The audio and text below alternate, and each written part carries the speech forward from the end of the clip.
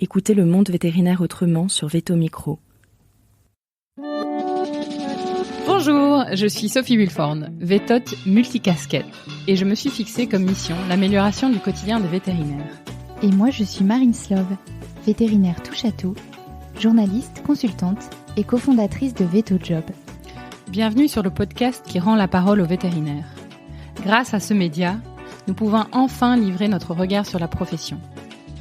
Un regard qui nous est propre, même s'il diffère parfois de la version idéalisée bien ancrée dans l'imaginaire collectif. Vous entendrez ici des consoeurs et confrères, praticiens ou non, se confier sur une tranche de leur existence et interroger leur quotidien de vétérinaire. Nous avons voulu ici nous raconter tels que nous sommes, parler de notre rapport au métier bien sûr, mais aussi et avant tout de notre rapport à la vie. Ici pas de tabou, pas de langue de bois et surtout pas de culpabilité. Vous êtes ici chez nous, mais surtout, vous êtes ici chez vous. Belle écoute. Bonjour Manuel. Bonjour. Bienvenue sur Veto Micro. Merci. Comment ça va ? Mais ça va bien et toi ? Bah oui, alors je dis ça parce qu'en fait on sort de réunion, on s'est fait une journée d'équipe à Paris et on a travaillé intensément toute la journée. Donc là on se remet dans le bain pour enregistrer ce podcast. Alors pour contextualiser un petit peu, on est dans une salle de réunion qui est assez évocatrice pour moi puisqu'il y a 8 ans, c'est là que j'ai signé les contrats de Veto Job alors que j'étais une toute jeune vétérinaire entrepreneur. C'est aussi là qu'on a fait l'Assemblée Générale Extraordinaire lorsque mon associée Alice est partie pour voguer vers d'autres cieux et d'autres aventures. Donc ça aussi, c'était un grand moment d'émotion. Et puis en fait, je me rends compte que c'est là aussi qu'on a fait ton entretien d'embauche et finalement, même je crois qu'on était sur les mêmes chaises. Exactement. Ouais. Donc c'est là que je t'ai recrutée. Donc c'est assez rigolo. Du coup, cette pièce, elle me replonge dans pas mal de souvenirs qui sont propices à cet échange. Alors Manu, toi, t'as 42 ans. T'es diplômée de Liège en 2005. T'es sortie majeure de ta promotion, je te précise parce que ça m'avait interpellée quand j'ai lu ton CV. T'as bossé 5 ans en canine, que ce soit des postes en CDI ou des remplats, et ensuite tu t'es remis à faire un petit peu d'équine. T'as fait un clinica en équine au Livet en 2010-2011, donc un clinica sur le tard. Enfin, les gens peuvent lire ton article, on mettra les liens en commentaire. T'as écrit un article sur toutes ces formations complémentaires qu'on peut faire sur le tard. Et ensuite, t'as travaillé 4 ans au Livet, ce qui est assez marrant parce que du coup, t'étais pas loin de Livaro dans le Calvados, et c'est le moment aussi où je travaillais en Normandie, donc c'est assez rigolo. On était dans 2 cliniques concurrentes. Ensuite, tu es reparti 5 ans en canine. Et puis, en 2020, tu réorientes ta carrière. Tu deviens formatrice à l'ESAV, donc l'École supérieure de l'animal et du vivant, Institut Bonaparte, pour les auxiliaires vétérinaires. Et tu es aussi chargée de t'aider à l'UNV1, tu es toujours aujourd'hui. Et parallèlement, parce que c'est pas suffisant, tu passes un CEAV d'éthologie appliquée à Alfort que tu as eu il y a pas longtemps. Oui. Et c'est en 2022 que tu arrives chez nous, au sein de l'équipe. Donc un sacré parcours qu'on va décortiquer ici. Et ma première question, c'est commencer par le commencement, c'est cette envie d'être vétérinaire. Pour toi, elle remonte à quand ? Parce que j'ai pas précisé, mais tu as fait un doc de bio à Marseille avant de partir à l'ULG. Donc est-ce que tu peux nous expliquer d'où te vient cette envie d'être vétérinaire ? Mais oui, depuis toujours, toute petite, j'avais cette envie d'être un jour vétérinaire. Pourtant, je suis dans une famille très littéraire, donc très loin de tout ça, même si une partie de la famille est médecin, mais voilà, le monde véto, je suis un peu esseulée au sein de ma famille par rapport à ça. Je l'avais laissé un peu de côté en fait au moment du lycée, peu motivée par la biologie qu'on nous enseignait à ce moment-là. J'ai choisi de faire un cycle de première et de terminale scientifique, sciences de l'ingénieur. Donc je faisais de la mécanique et de l'électronique et pas du tout de biologie. Du coup, une fois le bac en poche, quand j'ai postulé pour les prépas véto, ils m'ont refusé. Et c'est pour ça que j'ai terminé dans un doc de biologie, avec la petite idée de potentiellement présenter le concours B. Mais finalement, j'ai décidé de partir en Belgique, faire ces études de véto, parce que la Belgique, c'est mon pays. Je suis belge de nationalité. Alors, je dis souvent la Belgique, c'est mon pays, mais chez moi, c'est le sud de la France. Parce que, voilà, je suis née en Belgique, arrivée dans le sud de la France à l'âge de 1 an. J'avais pas eu l'occasion de vivre dans mon pays jusque-là, donc l'occasion s'est présentée à moi de partir en Belgique pour voir comment ça se passait là-bas et faire mes études de vétérinaire à ce moment-là. Et qu'est-ce que tu gardes de tes études vétérinaires à Liège? Plein de choses, des amis d'abord, des souvenirs de stimulation intellectuelle majeure par les études de vétérinaire, et puis un sentiment de liberté, d'émancipation. Je quittais enfin ma famille que 2 ans plus tôt j'avais pas réussi à quitter quand je me suis inscrite en doc de biologie à Marseille, donc juste à côté de chez maman. J'ai pris mon envol, je dirais, à ce moment-là, et mon autonomie à ce moment-là. Mon compagnon de l'époque m'a rejoint d'ailleurs rapidement là-bas, donc ça a été aussi les premières années de vie en couple. Donc tout un changement radical. Je sortais de l'enfance pour rentrer dans la vie d'adulte. Ok. Alors il y a une question qui me brûle les lèvres. Du coup, comment on fait pour sortir major de sa promotion? C'est surprenant. Enfin, c'est surprenant. Je peux l'avouer maintenant parce qu'il y a prescription, mais à l'époque, j'avais annoncé à mon compagnon que je finirais major de promo avant même d'avoir commencé ce qu'on appelle le blocus en Belgique. C'est la période de révision des examens. Donc c'était un petit challenge personnel. C'était un challenge personnel. Voilà, c'est vrai que j'aime ça et je me lance ce genre de challenge très régulièrement, de réussir des choses un peu exceptionnelles, je dirais. Bon, maintenant c'était pas gagné d'avance, on va pas se mentir, mais j'avais des grandes facilités d'apprentissage. C'est pas de l'humilité mal placée de dire ça. C'est simplement qu'effectivement c'était comme ça. J'apprenais probablement plus facilement et plus rapidement que certains de mes camarades de promo. Et puis j'avais une qualité, je crois, de lecture totalement involontaire de mes professeurs. Et donc, je sentais assez bien quelles étaient les parties du cours sur lesquelles ils avaient insisté plus ou moins. Je pourrais raconter comme anecdote un examen de virologie où le FELV du chat ne voulait pas rentrer dans mon cerveau. Et j'ai bloqué dessus pendant 1 jour, 2 jours, 3 jours, 4 jours.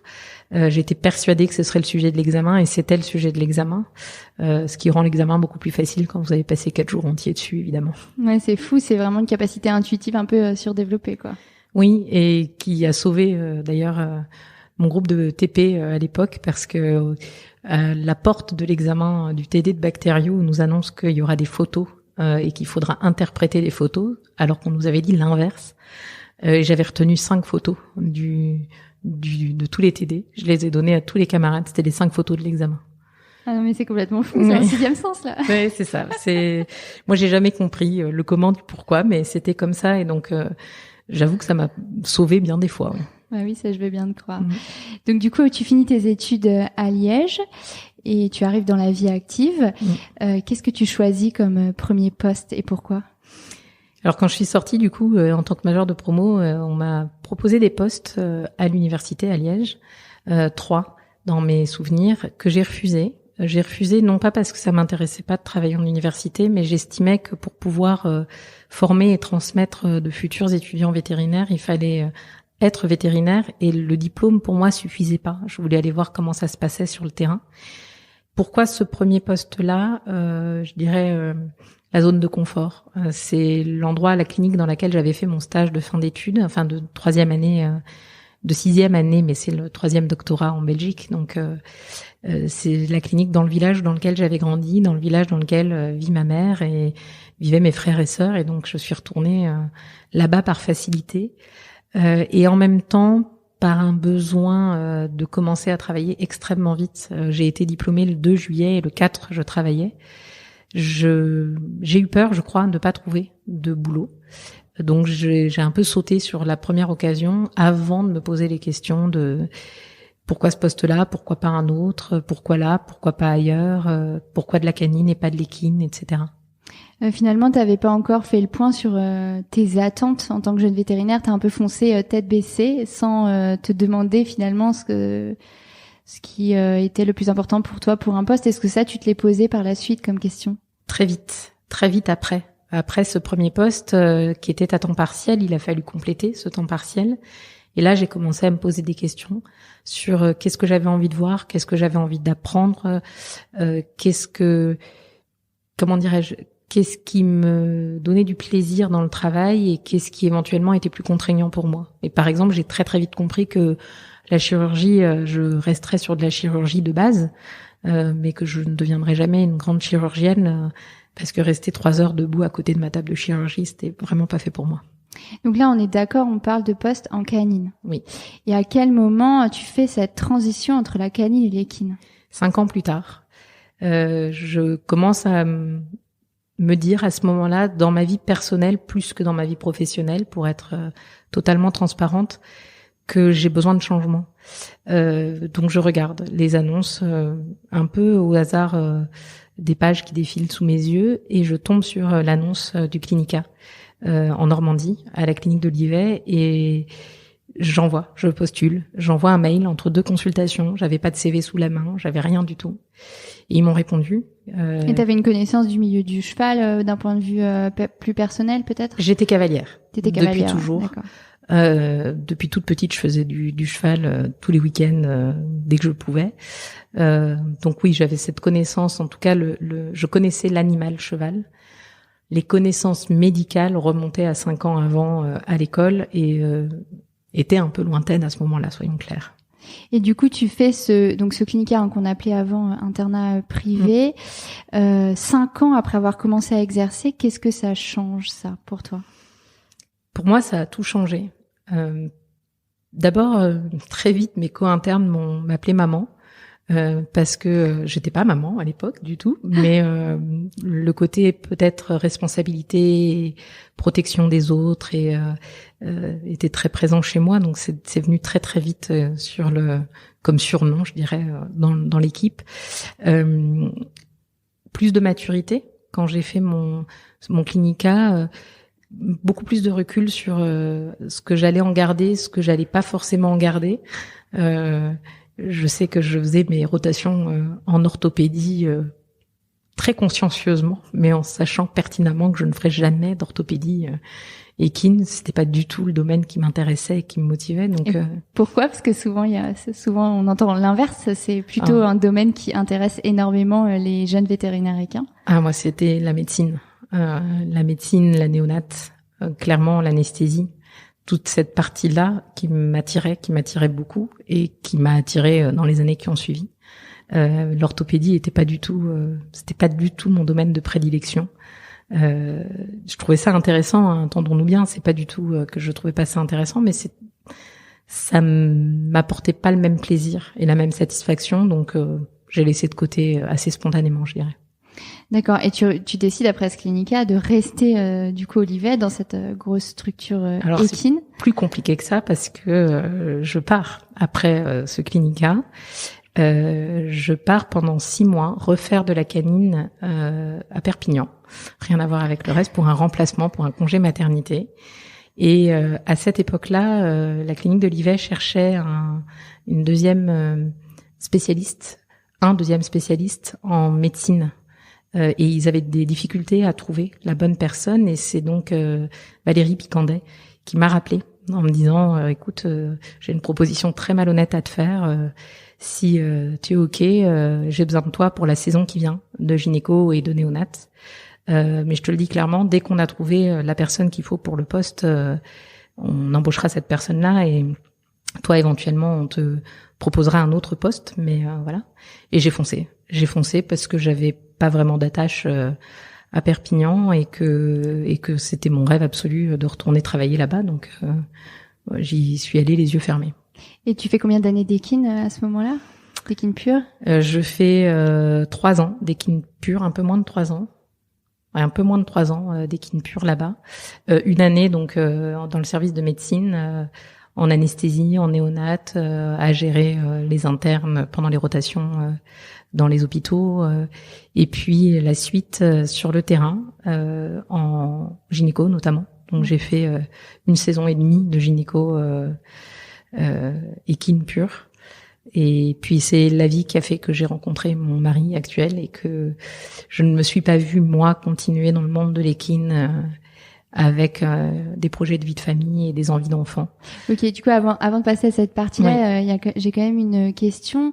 Qu'est-ce que tu tires comme apprentissage, peut-être plus sur le côté humain, pas en tant que compétence, parce que je me doute que tu as appris plein de choses en termes de compétences, mais de cette expérience en équine, c'est quoi les apprentissages que tu en tires?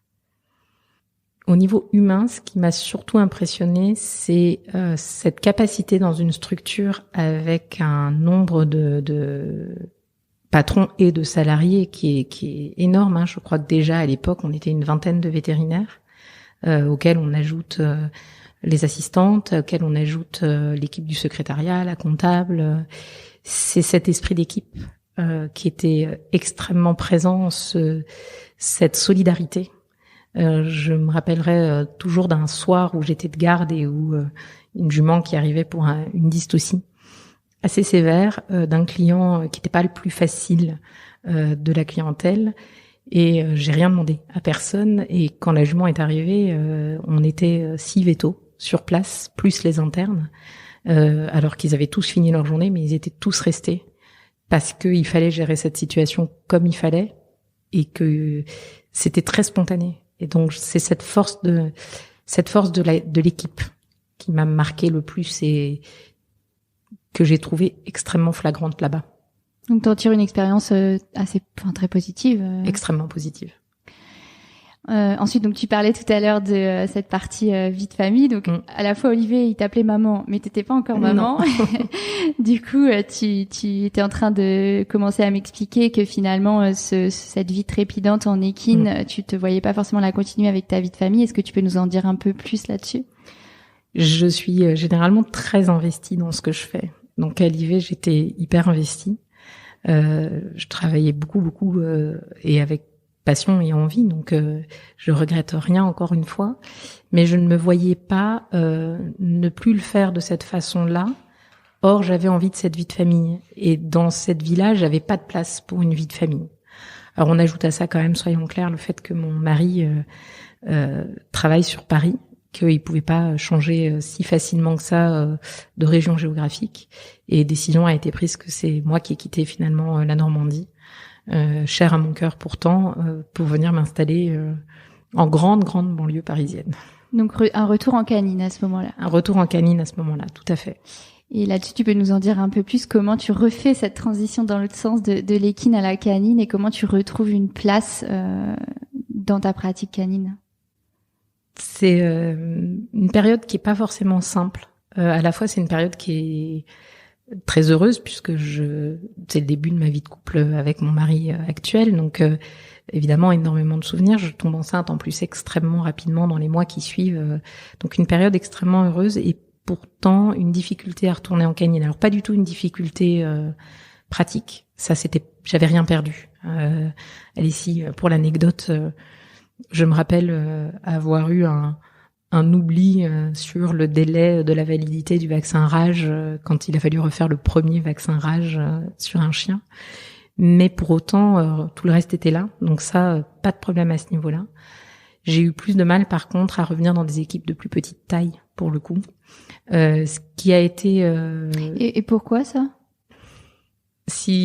Pour appeler un chat, je pense que c'est tout simplement parce que d'un point de vue stimulation intellectuelle, j'étais plus au niveau de ce que j'ai pu vivre à l'IVET.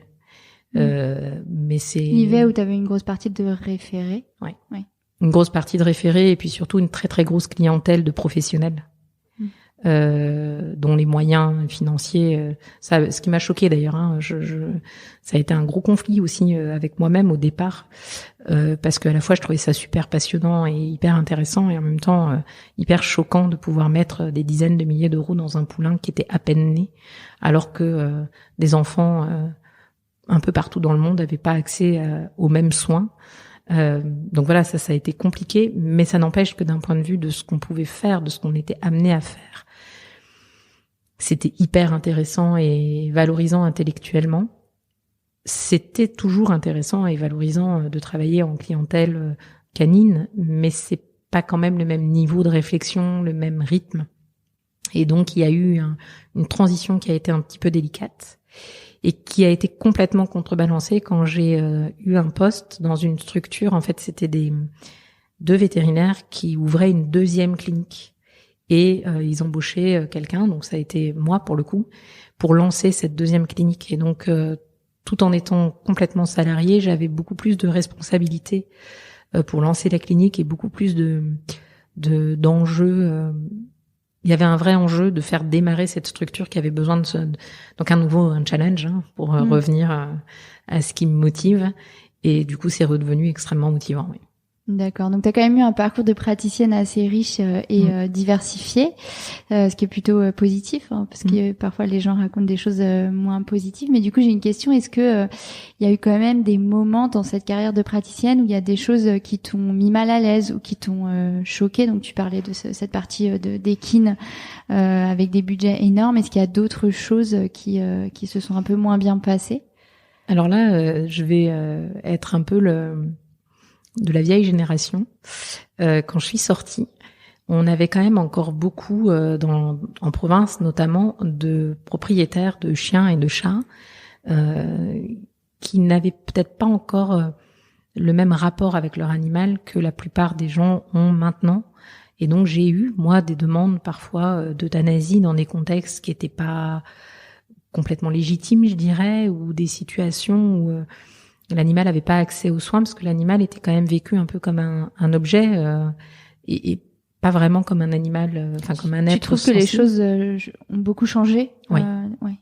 En peu de très temps. Vite, oui. Très vite. Ben oui, parce que bon, quand je raconte ça à mes étudiants à Alfort, je me rends compte que c'était 2005, quoi. C'est pas si vieux que ça finalement, et pourtant je l'ai vécu très fort. Alors il y a aussi le côté, bien sûr, milieu urbain, milieu rural. J'exerçais plutôt en rural, en rural, on s'entend en canine, mais dans un milieu rural. Mais malgré tout, je trouve que le rapport à l'animal a changé. Tu penses que c'est dû à quoi, cette évolution des mentalités en si peu de temps? Très bonne question. La prise de conscience, je crois qu'elle est un peu générale de toute la population au sens large, parce qu'on ose en parler maintenant. La preuve que c'est important d'oser parler des choses qui existent et qu'on a tendance à pas regarder. Donc les jeunes générations ont commencé à dire aux générations qui les précédaient que non, c'était pas acceptable de vivre comme ça, et les anciennes générations ont écouté. Je me souviens, moi, de consultations où c'est les adolescents ou les tout jeunes adultes qui disaient à leurs parents, mais enfin, tu peux pas laisser partir Milou comme ça. Il a été là pour nous, etc. Et c'est venu par les jeunes, en fait, vraiment. D'accord. Non, c'est intéressant. Du coup, on va passer à la partie hors pratique, puisqu'en fait, tu réorientes ta carrière assez récemment, en 2020, je crois. Un tout petit peu avant. Il y a eu 2 années un peu blanches, je dirais, au milieu. Et est-ce que tu peux nous expliquer pourquoi? Oui, pour des problèmes de santé. En fait, la difficulté au départ, c'est que après ma première grossesse, en 2014, j'ai eu des douleurs ostéo-articulaires de plus en plus marquées, qu'on a investiguées, qu'on a essayé de comprendre avec les médecins, sans bien pouvoir les contrôler. Et surtout, il en découlait une fatigabilité extrêmement importante. Donc, les journées de travail, au rythme de travail, je les supportais plus, j'arrivais plus à les encaisser et à récupérer derrière. Et donc, j'ai été arrêtée finalement pendant plusieurs mois avant qu'on pose un semblant de diagnostic, je dirais. Pourquoi je dis un semblant de diagnostic? Parce qu'il y a un diagnostic, mais comme il n'est pas confirmable par des analyses et des examens, ça reste pour moi très cartésienne, quelque chose qui manque un peu dans mon parcours. Mais j'ai compris à ce moment-là que malheureusement la pratique c'était plus pour moi, que je ne pouvais plus, pour des questions de dos, de cervicales et autres, porter les animaux, rester dans des positions de chirurgie ou avec la nuque un peu baissée, etc. Ça devenait dangereux pour moi et pour les animaux. Et ce constat, tu l'as vécu comment? Est-ce qu'il y a eu une forme de deuil à faire? Oui, mais qui a été très facilité par le fait que je me rendais bien compte que c'était impossible pour moi. Mon médecin généraliste m'a dit un jour, vous allez devoir faire le deuil de votre profession et passer à autre chose. Le deuil, je l'ai fait très facilement parce que j'adorais mon métier et j'adorais la pratique. Et j'aurais continué sans problème si ça n'était pas devenu physiquement une contrainte trop forte. Donc le deuil a été fait assez facilement. Ce qui a été beaucoup plus compliqué, c'est de savoir ce que j'allais faire du coup. C'est ce que j'allais dire. À quel moment, comment tu t'interroges sur la suite de ta carrière? Directement, tout de suite. Très très vite, je prends conscience qu'il faut que je réfléchisse à la suite. Alors le système en France est pas parfait et malheureusement j'ai été arrêtée très longtemps avant d'être en fait déclaré invalide. Et vous ne pouvez pas, enfin, j'aurais pu reprendre le travail à ce moment-là, mais je me tirais une balle dans le pied toute seule d'un point de vue potentiellement sécurité financière notamment, par tout ce qui est prévoyance, etc. qu'on a, mais pour laquelle il faut que l'invalidité soit prononcée. Donc j'ai attendu pendant 2 ans avant que l'invalidité soit prononcée, et du jour où elle a été prononcée, j'ai commencé effectivement à postuler et à réfléchir à quelles avaient été mes autres envies professionnelles tout au cours de ma vie, je dirais. Et enfant, c'était veto ou instit dans ma tête. Donc, assez naturellement, je me suis orientée vers la formation. Et donc, c'est comme ça que j'ai décroché le poste au départ à l'ESSAV. D'accord. Et ensuite, tu enchaînes sur le poste à Alfort. Et le CEAV dans tout ça, il s'inscrit dans quelle démarche ? Le CEAV, il s'est inscrit dans une démarche un peu qui était en parallèle avec cette histoire de devenir formatrice. Être formatrice pour des ASV ou pour les étudiants vétérinaires, c'est pas si facile que ça. Enfin, ce que je veux dire par là, c'est que il y a des postes, il y a pas de problème, mais en vivre complètement, c'est pas simple. C'est beaucoup de travail, pas forcément toujours rémunéré de façon proportionnelle à la tâche de travail. Et donc, il fallait que je réfléchisse à d'autres opportunités. Le comportement, c'est toujours un domaine qui m'a intéressée. J'avais fait mon travail de fin d'études là-dessus. Et comme il rouvrait une session de CEAV, je me suis inscrite pas sur un coup de tête, mais plus sur, à nouveau, c'est une opportunité, donc j'y vais. Ça a été hyper enrichissant, d'autant que ce CEAV de comportement est devenu un CEAV de comportement et de bien-être animal, que c'est très dans l'air du temps. Qu'on a abordé des tonnes de thématiques, que ça m'a permis de me replonger dans de la littérature scientifique, etc. Donc c'était fatigant, éprouvant en période de Covid, en plus que beaucoup de distanciel, mais très très enrichissant. Et sur la partie formation, du coup, tu es en contact avec les étudiants vétérinaires de la nouvelle génération. Déjà, qu'est-ce que tu leur enseignes et qu'est-ce que tu as appris de ce contact rapproché avec eux ? Alors en fait, je suis chargée de TD en communication. Donc c'est via l'école d'ASV que j'ai eu l'occasion de rencontrer le docteur Hélène Rose, qui est chargée de la communication au sein de l'école d'Alfort, qui m'a proposé de donner ces TD de communication. Du coup, voilà, c'est la première année où j'ai pu donner au premier semestre des TD sur la communication, la place de l'émotion, gérer ses émotions, gérer les émotions de la personne qu'on a en face de nous, sur le rapport des uns aux autres par la communication, qu'elle soit verbale ou pas. Et en deuxième semestre, c'est des simulations. On fait des simulations avec les étudiants. Donc les étudiants incarnent le vétérinaire avec des acteurs qui jouent les clients en face d'eux. Et on discute après de qu'est-ce qui a marché, qu'est-ce qui marche pas, pourquoi là ça a fonctionné, pourquoi ça fonctionne pas, quel était l'objectif. Savoir s'écouter aussi, parce qu'ils ont parfois le sentiment, c'est rigolo, de réussir ou pas la simulation, alors que nous on réfléchit pas du tout en ces termes-là. C'est vraiment qu'est-ce que tu proposes et pourquoi tu l'as proposé finalement, en quoi ça te convient à toi en tant qu'individu vétérinaire. Ce qui m'a frappé moi depuis 1 an où je suis avec eux, c'est de voir, alors qu'ils sont en cours de formation, ils sont à la moitié de leur formation, et nombreux sont déjà ceux qui sont extrêmement inquiets de la réalité de notre métier. Nombreux sont ceux qui parlent de notre métier et de notre clientèle comme quelque chose de contraignant, comme quelque chose de difficile, comme quelque chose qui sont pas sûrs de pouvoir supporter. Alors que moi, quand j'étais à la moitié de mes études véto, j'avais encore des étoiles plein la tête et oui, moi aussi. Je suis sortie en 2011, c'est pareil.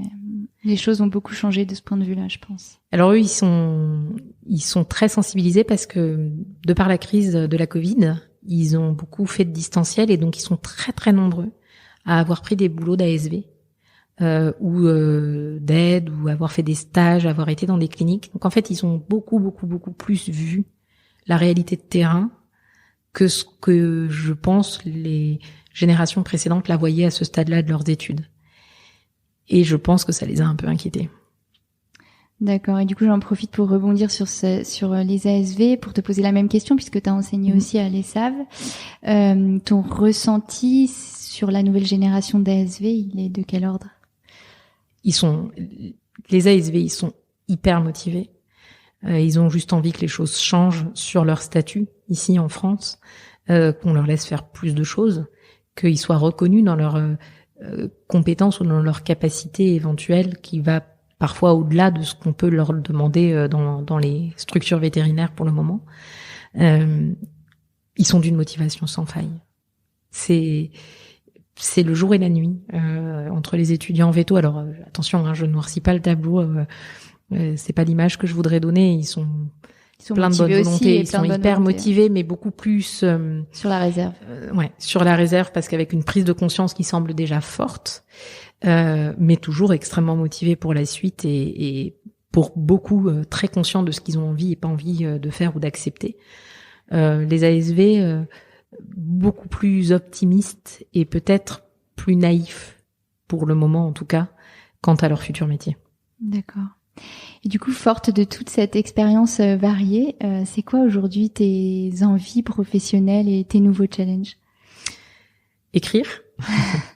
Non, je crois que ma principale envie, c'est de partager et d'aider à faire évoluer les choses à mon petit niveau, comme je peux le faire, comme on pourra le faire tout ensemble dans l'équipe.